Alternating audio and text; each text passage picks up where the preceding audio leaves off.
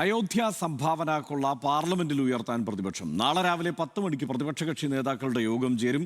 CJP സമരത്തിൽ പതറിയ BJPയെ അയോധ്യ വിഷയത്തിൽ കടന്നാക്രമിക്കാനാണ് കോൺഗ്രസിന്റെ നീക്കം. ശരത്ലാൽ ചേരുന്നുണ്ട് വിവരങ്ങളുമായി. ശരത്ത്, ഇന്നിപ്പോ ഈ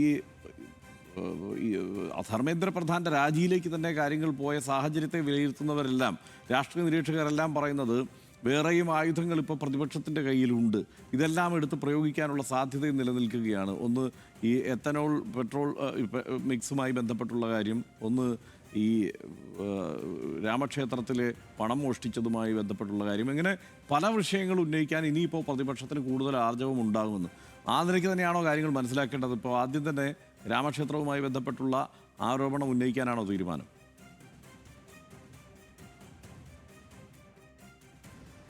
ആഷൻ, സമാജ്വാദി പാർട്ടി ഇക്കാര്യത്തിൽ വളരെ ശക്തമായ നിലപാടെടുത്തിട്ടുണ്ട്. കഴിഞ്ഞ ദിവസം നടന്ന ഇന്ത്യ ബ്ലോക്ക് യോഗത്തിലും സമാജ്വാദി പറഞ്ഞതാണ് UP-യിൽ തെരഞ്ഞെടുപ്പ് വരികയാണ്.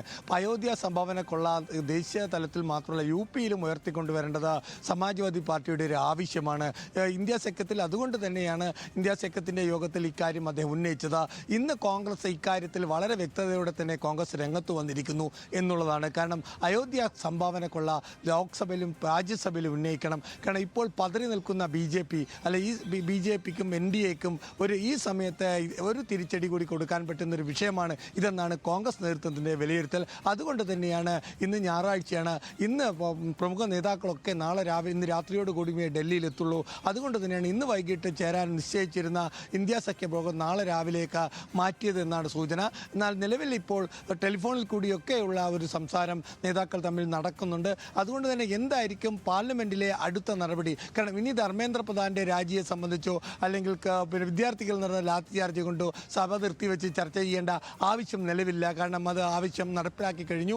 അതുകൊണ്ട് തന്നെ പ്രധാനമായും ഇനിയും സർക്കാരിനെ പ്രതിക്കൂട്ടിലാക്കുന്ന വിഷയങ്ങൾ, നേരത്തെ ഹർഷൻ സൂചിപ്പിച്ച പോലെ സർക്കാർ നിരവധി വിഷയങ്ങളുണ്ട്. അതിൽ ഏറ്റവും പ്രധാനമുള്ള അയോധ്യ സംഭാവന കൊള്ളയാണ്.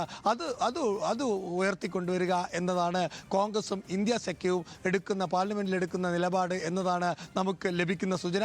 അങ്ങനെയാണെങ്കിൽ അത് മറ്റൊരു സഭാ സ്തംഭനത്തിലേക്ക് അല്ലെങ്കിൽ പാർലമെന്റ് സ്തംഭനത്തിലേക്ക് മാറും. അത് മറ്റൊരു പ്രക്ഷോഭത്തിലേക്ക് അല്ലെങ്കിൽ മറ്റൊരു തരത്തിലേക്ക് കാര്യങ്ങൾ മാറും.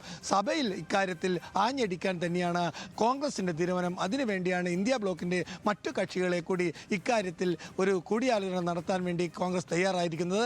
മല്ലികാർജ്ജുന ഖാർഗെ